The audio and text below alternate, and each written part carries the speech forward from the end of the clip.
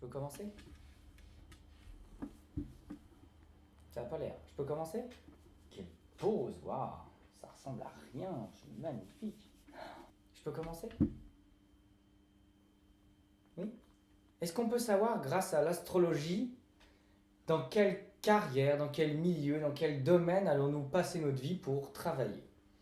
Est-ce qu'il y a déjà des traces dès la naissance d'un futur métier? Est-ce qu'il y a des traces de facilité? Est-ce qu'on sait si on peut devenir milliardaire ou est-ce qu'on sait qu'on va finir pauvre toute notre vie? Eh bien, la réponse est beaucoup plus simple et beaucoup plus complexe à la fois. Vous êtes sur ma chaîne des Abysses aux étoiles et je vous propose aujourd'hui de nous concentrer sur la notion du travail et du métier dans notre thème astral.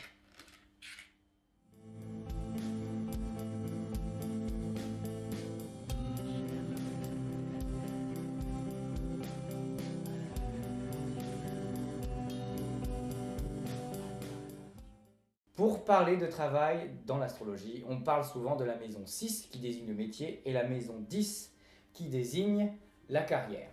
Alors, beaucoup de choses sont à revoir en astrologie. Donc la maison 6 ne parle pas vraiment de métier, la maison 6 nous redirige sur comment on vit le quotidien. Donc une personne qui a une planète ou un amas en maison 6, ça donne des indices sur comment il va être testé au quotidien. Là où la maison 10, on aime bien dire que c'est la carrière, puisque la maison 10 c'est le point culminant, c'est le zénith, c'est l'endroit où le soleil se trouve dans la journée à son plus haut point. Mais tout ça, c'est très intéressant pour conforter notre orgueil. Donc j'ai des facilités dans tel métier puisqu'il y a ça ou ça dans la maison 6 et 10. Mais le but, c'est de faire taire notre ego. Le but, c'est de savoir qu'on a quelque chose à donner. Le but, c'est effectivement de se centrer sur soi-même, de comprendre ce dont on est capable et ensuite de passer de l'intérieur à l'extérieur pour donner. Et c'est là que l'astrologie est intéressante et donne beaucoup de pistes. Sans fatalisme une fois encore. Donc la maison 6, ce n'est pas forcément le métier, c'est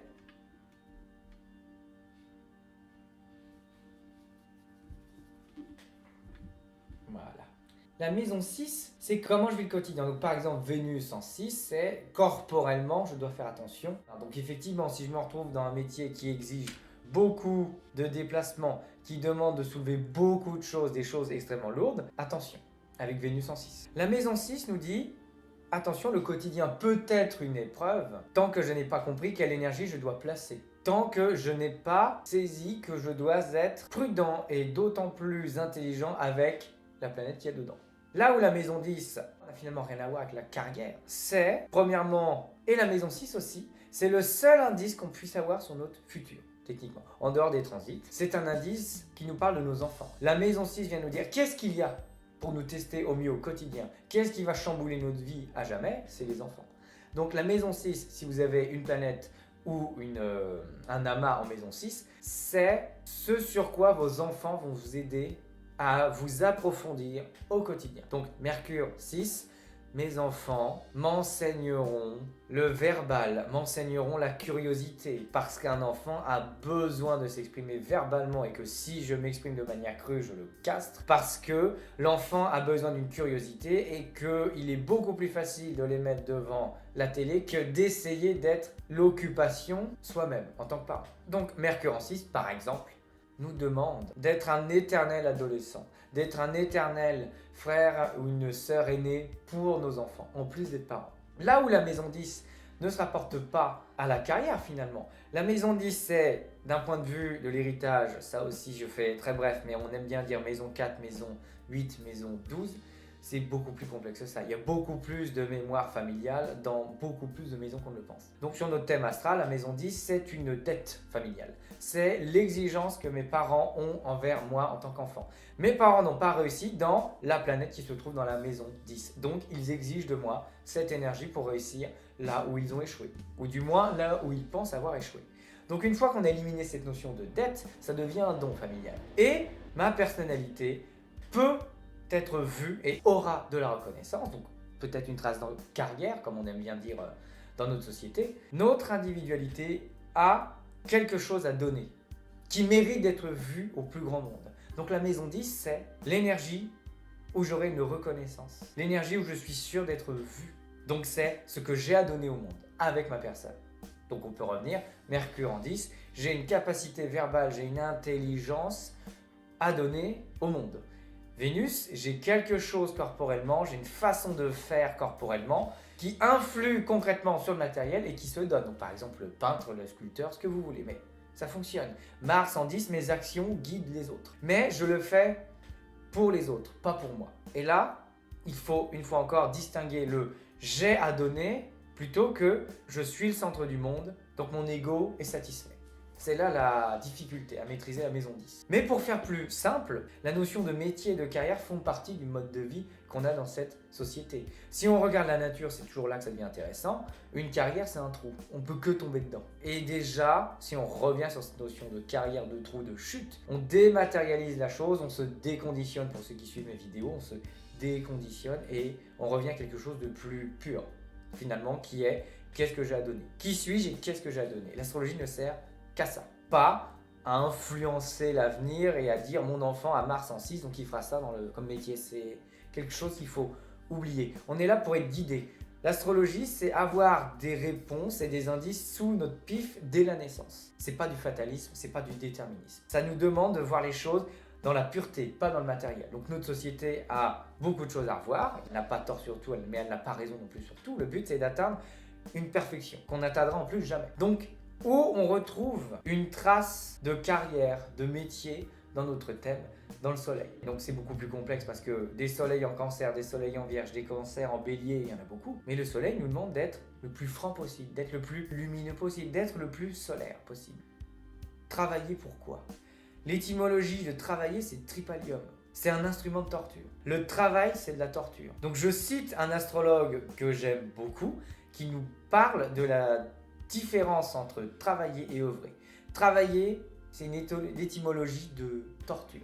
Là où œuvrer va devenir intéressant. L'étymologie de œuvrer, c'est ouvrir.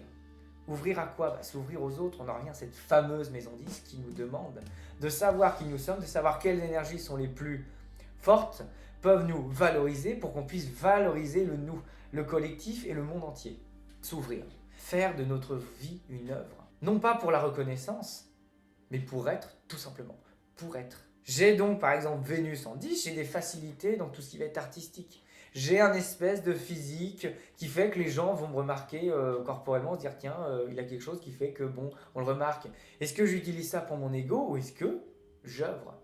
Est-ce que je fais de ma vie une œuvre plutôt que de travailler pour avoir de l'argent et me torturer ? Travailler, c'est finalement se vendre pour être esclave.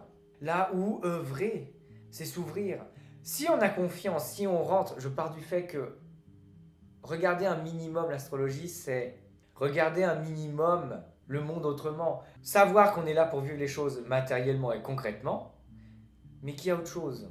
Que le matériel ne se définit pas que par un CDI, par un prêt immobilier. C'est encore plus simple que ça. Oui, il faut avoir de l'argent. L'argent est un moyen de donner une valeur à notre travail. Faut-il déjà trouver une valeur ?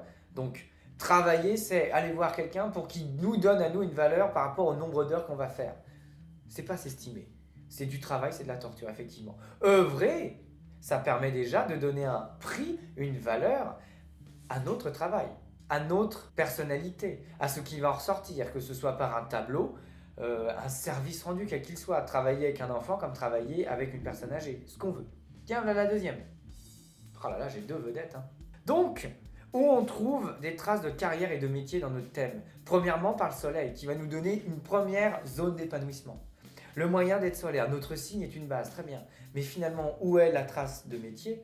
Dans le thème entier. Vénus, corporellement, qu'est-ce que j'ai comme charisme à donner pour attirer l'attention, pour être moi-même corporellement. Vénus par comment j'ai quelque chose à créer artistiquement parlant. Mais Mercure va me dire comment je parle, comment j'écris. J'ai des indices sur ça. Comment j'ai l'intention d'agir inconsciemment avec Mars. Quelle est ma place en société ? Quel est le don que j'ai à offrir à l'humanité avec Jupiter ? Et les maisons finalement vont approfondir, ouvrir encore plus et donner plus de réponses. Cette fameuse maison 6 me donne déjà des indices. Là où mes enfants vont me tester au quotidien. La maison 10 me dit j'ai ça à donner au monde. J'ai une reconnaissance déjà. Mais si effectivement je me perds et je veux devenir champion de tel ou tel sport parce que j'idolâtre un champion de tel sport, je me perds déjà. C'est pas ma capacité. On a des indices, oui, mais c'est pas du fatalisme. On a le droit de se perdre une fois encore. On a le droit de prendre cette idole et vouloir faire la même chose, mais faire la même chose que quelqu'un, c'est pas œuvrer. C'est imiter, ça n'a rien à voir. Alors, j'aime bien les histoires. Il y a une histoire qui, je trouve, va nous aider à savoir ce qu'on doit faire tous. Essayer de faire pour être mieux, pour être bien, pour être soi, être le plus franc possible. C'est Oscar Wilde qui va nous aider avec son roman Le Portrait de Dorian Gray.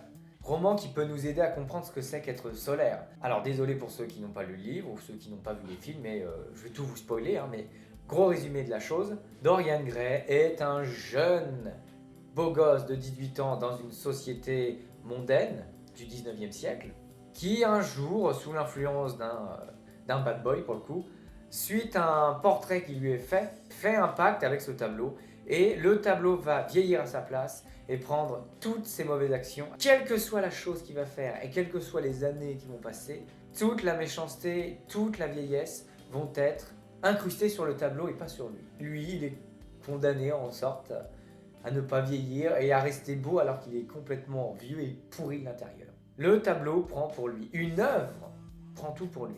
Là où sa vie finalement est résumée par les orgies, l'alcool et la méchanceté et rien de plus intéressant. Et donc, fin du roman, il se rend compte que il n'est pas quelqu'un de bien et il décide donc de, gros spoil, excusez-moi, poignarder le tableau. Donc le tableau redevient un portrait d'un beau gosse de 18 ans, là où lui devient quelqu'un de moche et de vieux. Le cadavre qui est retrouvé, puisqu'il était finalement le tableau, un coup de poignard dans le tableau fait que Dorian Gray meurt, vieux, moche et ridé, et le tableau reste magnifique. Il était le tableau, mais il a utilisé ce tableau pour aller s'ennuyer dans tous ses fantasmes et finalement tourner en rond. Mais c'est inspirant si on décide de ne pas faire comme ce personnage, de ne pas aller dans le fantasme, l'orgie, l'alcool, la débauche la plus absolue, et de devenir l'œuvre nous-mêmes, parce qu'il était l'œuvre. Mais si nous décidons d'être une personne la plus franche possible, la plus vraie possible, nous œuvrons déjà, parce que nous ouvrons. Toutes les actions que je vais faire ne seront pas un travail, mais une œuvre. Ma vie devient une œuvre. Ma vie devient un portrait comme ma vie devient une chanson. Ma vie devient une poésie, ma vie devient un film, ma vie devient un roman, ce que vous voulez. Tant que ce qui semblait être impossible, finalement, devient possible. Parce que je ne vais pas à la torture, je ne suis pas esclave d'une torture, donc d'un travail, j'œuvre. Ma vie complète est une œuvre. Je suis moi-même tel que j'apparais. Je n'ai pas de paraître pour plaire à un patron ou à des clients, je suis déjà moi-même, je suis franc, je suis solaire. Je suis solaire là où Dorian Gray a décidé d'être faux. Solaire pour être beau physiquement, mais il est pourri de l'intérieur. Alors qu'on nous demande de faire complètement l'inverse. D'accepter les rides, d'aller visiter nos fantasmes pour dire j'ai fait, c'était pas si fameux, j'œuvre pour les autres. Je ne cherche pas vers un fantasme qui me regarde moi et mes petits désirs. Je vais au-dessus de tout ça. J'ai décidé d'être quelqu'un. Et ce quelqu'un est capable de beaucoup de choses dans sa franchise, dans sa vraie nature. Donc c'est quoi un métier? C'est quoi un travail? C'est quoi finalement qu'on nous demande dans la vie? C'est d'œuvrer. D'être une œuvre d'art à nous-mêmes et pour les autres. Voilà, donc oui c'est complexe. Mais en fait, c'est beaucoup plus simple. Parce que la réponse, on l'a sous le pif, c'est sois toi-même. Connais-toi toi-même, une fois encore. Comme disait le dieu solaire Apollon, connais-toi toi-même. Déconditionne-toi et sois franc. C'est tout. C'est très compliqué, mais c'est simple à la fois. Les réponses sont déjà dans notre thème, oui. On a des réponses. On a des facilités. Est-ce qu'on décide de les garder? Est-ce qu'on décide d'aller approfondir et d'œuvrer? Une fois encore, nous avons le choix. Voilà, donc j'espère que cette vidéo vous aura aidé à comprendre des choses, de faire les choses en toute simplicité. Et si vous n'avez pas compris, eh bien laissez-vous le temps d'être simple, de vous dématérialiser et de savoir que si on lâche la tête, si on lâche l'ego, si on ouvre le cœur, finalement il y a toujours une abondance qui apparaît. Et je parle aussi bien d'argent, mais pas d'un gros lot, du loto, je parle d'abondance, de ce qui est nécessaire. Parce qu'on s'est dématérialisé, donc on n'a plus peur comme on nous demanderait d'avoir peur dans notre monde à nous. Donc, si vous n'avez pas compris, ça va venir. Si vous voulez vraiment comprendre, vous comprendrez. Mais en dehors de la tête et de l'ego. Voilà, sur ce, je vous souhaite une agréable journée et je vous dis à très bientôt.